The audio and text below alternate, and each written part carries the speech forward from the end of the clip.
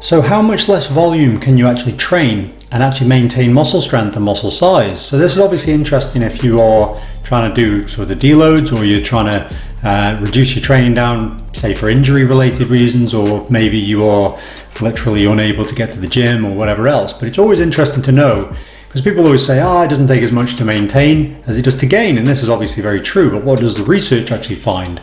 Well, there's a research paper done here which basically found that they reduced training volume down to 1/3.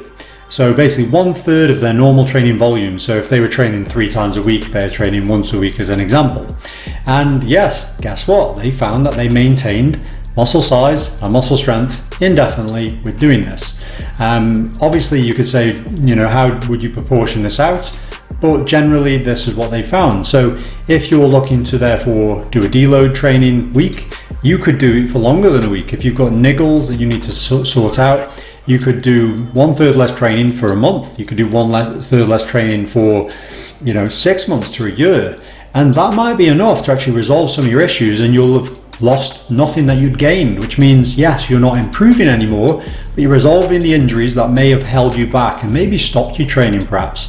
So this shows you that, you could do deloads, as we always say, like every 4 to 6 weeks, where you deload and reduce volume. But this highlights you can deload for longer than a week, and maybe in certain scenarios this is sort of a good idea. But it's just interesting to know that, like I say, there's more of an exacting sort of zone, if you like, again on average, which you can maintain muscle size and strength. So like I say, 1/3 less, that's where you'd pitch it. So, and I'll see you next time.